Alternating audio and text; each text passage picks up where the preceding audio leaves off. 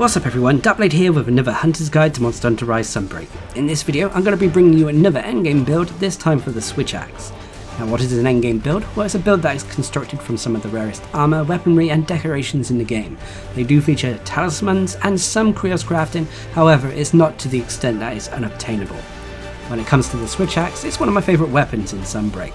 A very strong weapon able to take on monsters quickly once you've mastered its mechanics. However, there are a variety of ways to play the Switch Axe depending on what build you use. And so with that I present to you the Buildup Boost Switch Axe build. So this is an ailment build, utilising the Buildup Boost skill which is found on the Risen Chameleos set. So for this build you'll need the Flaming Espinas Brain, the Risen Mizua Robes, the Risen Mizua Sleeves, the Rathalos Coil X and the Risen Mizua Gaiters. For your Petalace, this is down to personal preference, go for the Absolute Petalace or the Demon Petalace I'd recommend. And then for your Talisman, go with a Talisman that is able to get Weakness Exploit at least to level 2 on it, whether that's via the skills being on the Talisman itself or via decoration slots. Having Wirebug Whisper on there is an actual bonus as well. When it comes to the weapon, you want to go for a strong poison weapon, I'd recommend going for the Zerelia's Phantasm, which is the Chameleos Switch Axe. As for the augmentations on the weapon, I've gone for a Rampage slot upgrade as well as an attack boost augmentation.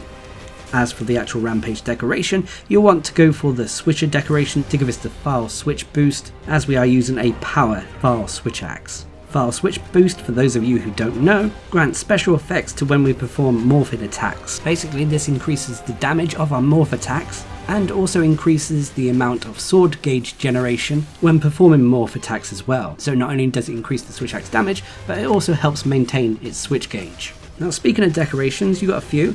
First of all I've gone for Tenderizer Jaws to max out Weakness Exploit, I've then gone for a Spirit Bird Core Jaw to give us a point in the Spirit Bird Core skill, Chain Jaws to max out the Burst skill, Cornerstone Jaws to max out Defiance, Razor Jaw to max out Razor Sharp, Quick Switch Jaws to max out Rapid Morph, Critical Jaws to max out Crit Boost, Venom Jaws to max out Poison Attack, I've then gone for Foray Jaws to max out the Foray skill, and then finally you have a few to play around with, to which I've gone for a Brace Jaw for a point in Flinch Free and a Sated Jaw for a point in Free Mill. So if you've done what I've done here, you'll have a build with a raw attack of 388 with a poison rating of 53.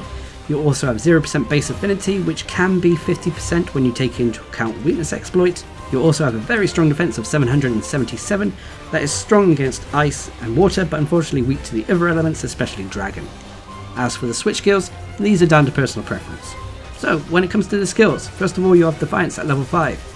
Defiance is a skill that whenever a monster becomes enraged, will gain increased defense and quality of life. Will become immune to all monster roars, wind effects and tremors, and will also gain a 30 defense rating to our build. You'll then have Attack Boost at level 4. Attack Boost is a skill that increases the raw attack of a build, and at level 4 or above it also provides a percentage bonus to that raw attack. You'll then also get the Chameleos Blessing at level 4. Chameleos Blessing is a result of the armor we're using that grants various effects of the Chameleos Elder Dragon. For level 1, it will sometimes increase the effects of the Spirit Birds we collect. At level 2, it also negates minor and major wind pressures, but this isn't needed thanks to Defiance. At level 3, which is the main reason we're taking it, it will extend the duration of poison effects on monsters, and at level 4 it negates all wind pressures.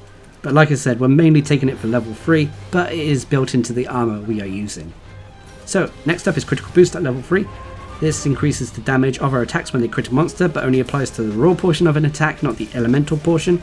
You'll then have Weakness Exploit at level 3, increasing our affinity by up to 50% when we're attacking monster weak points. You'll then have Poison Attack at level 3, increasing the poison rating and thus the build-up of the ailment. You'll then have Razor Sharp at level 3, which prevents sharpness loss 50% of the time. This is the main sharpness management skill with this build. You'll then have Windproof at level 3, negating all major and minor wind effects against our hunter, but this isn't needed thanks to the Chameleos Blessing, as well as when Defiance is active. You'll then have Wirebug Whisper at level 3, which is a skill that reduces the cooldown on our wirebugs, as well as how long we can hold additional wirebugs, allowing us to use our Silkbind attacks more often. You'll then have Rapid Morph at level 3, increasing the damage of our morph attacks, as well as how quickly we can perform morph attacks with the Switch Axe. You'll then have Foray at level 3. Basically this increases the attack power and affinity when attacking a monster who has been afflicted by poison, paralysis or other elemental blights.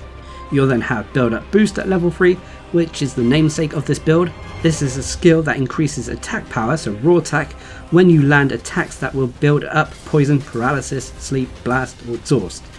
So as this is a poison build, every time we attack a monster that builds that poison element against it, we'll gain a 20% increase to our raw attack.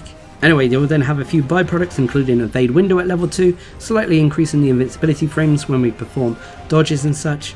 You'll then have Free Meal at level 2, which gives us a chance at not consuming a potion or other consumable when we use it.